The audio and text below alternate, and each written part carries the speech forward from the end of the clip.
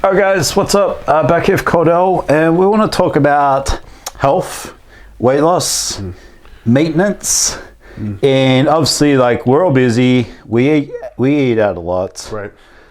It's more acceptable to eat out than ever these days. So, Cordell, how do we cook at home?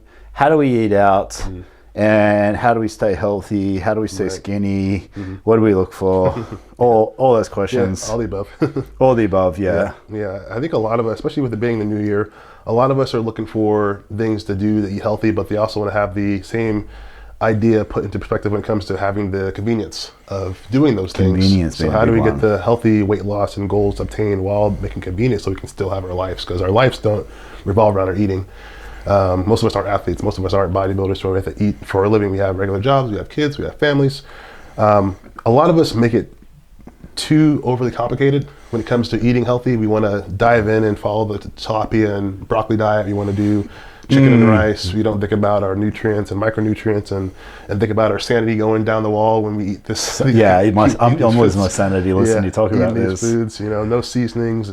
I think a lot of us, we have that mentality in mind to get healthy, and we want to have it really strict, which is great, but it's not realistic. So I think the main thing about it is when it comes to the average person, which is what we focus on with this, with health, with us in general, podcast wise or in general wise, we don't really cater towards athletes and bodybuilders because they are a whole different level. People who are trying to get in shape everyday life, so what we want to focus on is more obtainable, it's more realistic.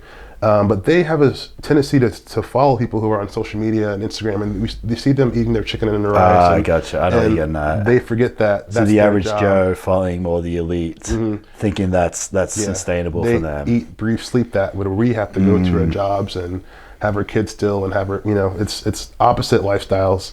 So the average Joe doesn't need to have grilled chicken and broccoli. Not at all. And especially if most people, it's January, so I have clients myself who I'm bringing on and I'm doing questionnaires and I'm having them write down, what do you eat on a typical basis? Oh, I don't have a diet. I go to McDonald's for breakfast. I might have lunch in the cafeteria because I have a few nurses that eat at their job. So just a lack of structure in general. Yeah, they want to go into a diet that involves them maybe as if they're a bodybuilder, which is 100% structure. So they're going from zero structure to 100% structure, thinking that's going to work. On top of the food choices too. Gotcha. They're used to eating processed foods, ultra processed foods, trans fats, sugars, GMOs, things that their bodies are craving all the time because it's not healthy foods and it's synthetic foods, to eating whole foods diet that are very, very strict in calories and flavor and choice, and then they're wanting to eat out as well. So it's just more so like people just like to dive in head first when it comes to like weight loss, and it's really opposite. You want to put a toe in first. Yeah. Let's put a toe in there. Test the water, right? Yeah. Put a toe in. How does it feel eating 3 meals a day opposed to having 1 meal and 4 snacks? Like do one thing at a time. A lot of us eat out a lot. I know you and I eat out a lot too. And a lot of the time it's like, hey, how do I make the right choices when I'm eating out? Because we don't know what the cook's making back there. If they're putting things in cooking oils, they're putting things with trans fats, they're putting the sugar, all the sauces, all the marinades. And to me, it's probably going to be the cheapest, nastiest possible way because they're running a business. Yes, it's a business. Unless it's a higher end restaurant, and it's still probably going to be the cheapest, nastiest way. That's the thing. So you've got to really make the effort. Would you start with trying to cook at home as much as possible, being the most important thing, correct? Yeah, if you can. And actually cook at home. Yeah. Don't heat up pizza. Yeah, buy your food, make your food. Yeah, and that's the thing. That's why I say now. I've been saying this I've been saying this since the second day of the month, January 2nd. I started saying this to my clients. Put your toe in first, because I have so many clients that I'm taking on that have really no set of structure foods at all, and they know what they want to eat, and they'll say like tilapia, chicken, and fish. And I'm like, well, that's great, but what are you eating right now? How do you go from eating processed foods, pizza, and ice cream and cakes to eating tilapia? We know that you see these videos but it's like, it's not realistic, and you don't even go to like Sprouts or Whole Foods or anywhere and buy your food and bring it back and prep them. So what I'll do first, And I typically go with my clients to the grocery store because most people don't know how to shop at all. They don't know how to look for certain labels. They don't know what whole foods are necessarily. And I don't even like using the word whole foods anymore. I just like using the word just healthy foods. Yeah. Because when I say healthy foods, foods that are actual foods, things that are processed, in my opinion, isn't food. It's not. It's fake food. It's not pretend grown. food. It's not grown. It's ultra processed. It's money making material. Exactly. So most people don't know what the difference is. But we'll shop, and they'll say this: your first step when it comes to changing your lifestyle in the kitchen is going to going to a grocery store and shopping for your food, and then bringing that food home, and then prepping the food, cooking the food, weighing the food, putting into containers. That's all that process. Can you do that first of all? And a lot of times they tell me it's not realistic. It's hard to do.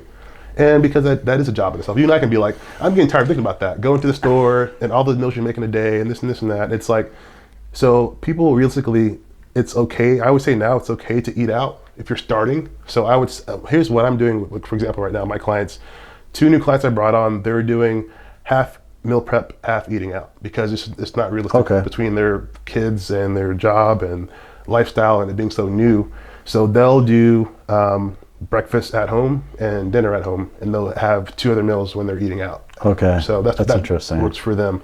So they make an effort to give in the morning and make their eggs. They make their eggs and their omelet. Or that's smart. I like that. Yeah, and then they go to work. Me, honestly, to me, it's still laziness, and I feel like if you want it bad enough, you can cook. That too. But I do gradually. Get what you try.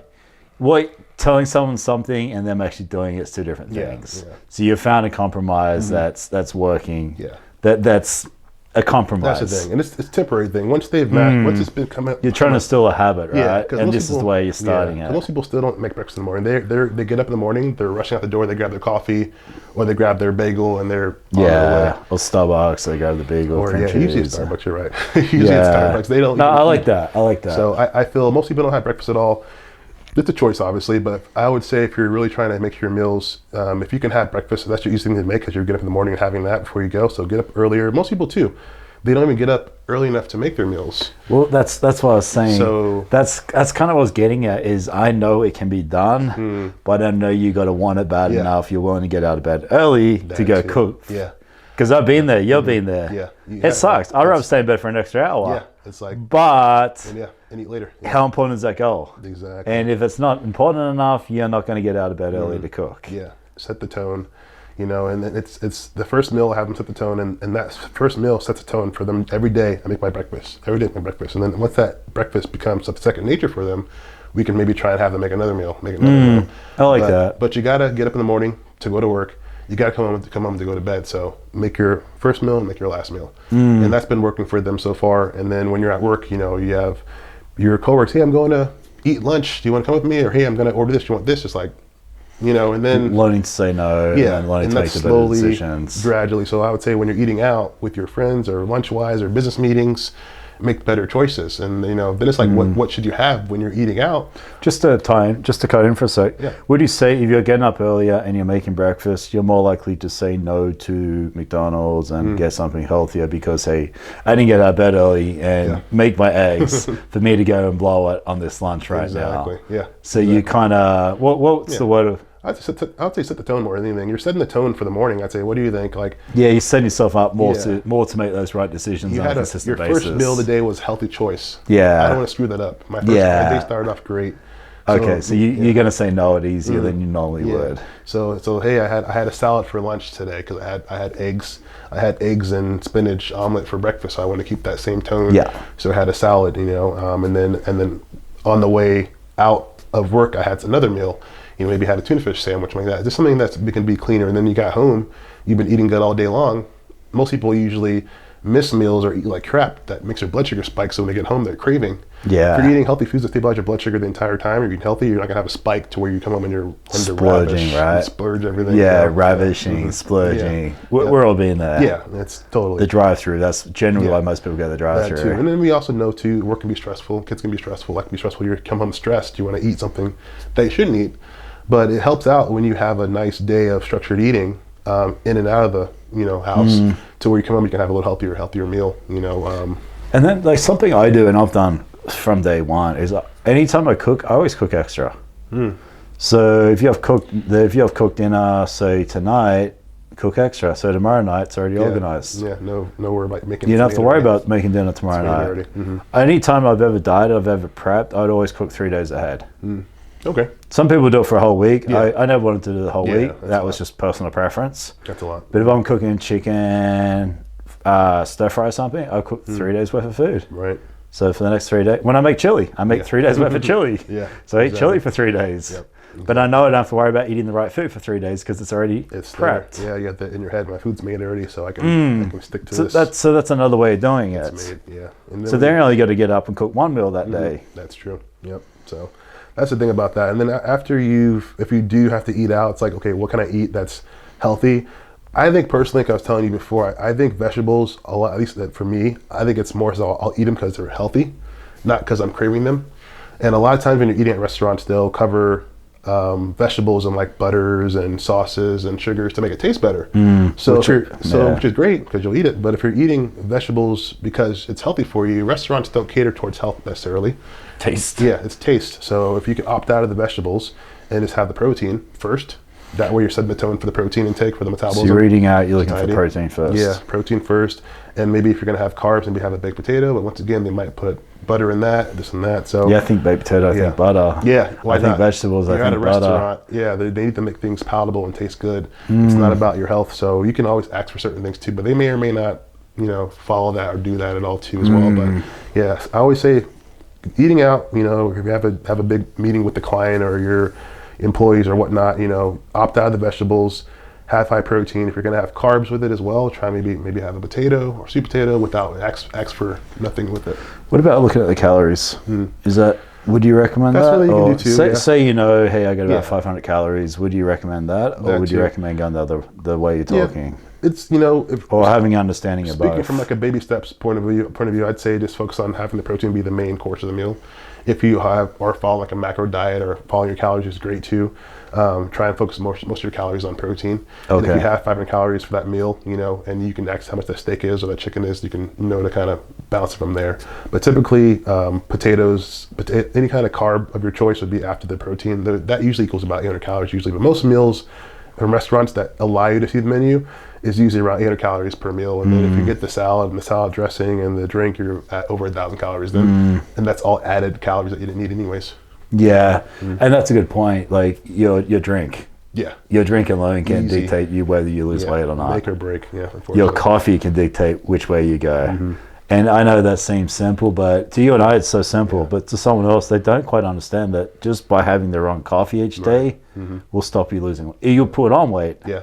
5 days of coffee, Starbucks. Cut soda out of your life, you will 100% lose weight. That's the thing. So. Cut coffee and soda out of your life. Yep. Yeah. Yeah, I've got clients in the last 7 days, they've lost 10 pounds. And we know it's not body fat, but it's still weight loss and it's still glycogen they probably lost from all the sugar they cut out. Sugar does such a toll on the body when it comes to your physical appearance, your mental appearance, your health markers, biomarkers, all that effects from sugar. We know that already, it's a fact now. So when you don't actually calculate or put into perspective all the sugar you get from Starbucks and then your soda you had and then your dessert you had 5 days a week when you're at work and you cut that out, you have a big difference in your overall perspective on life and how you feel, how you look. And that was just that one that you cut out, sugar. That's interesting, isn't it? Gotcha. Okay. So we're trying to be realistic.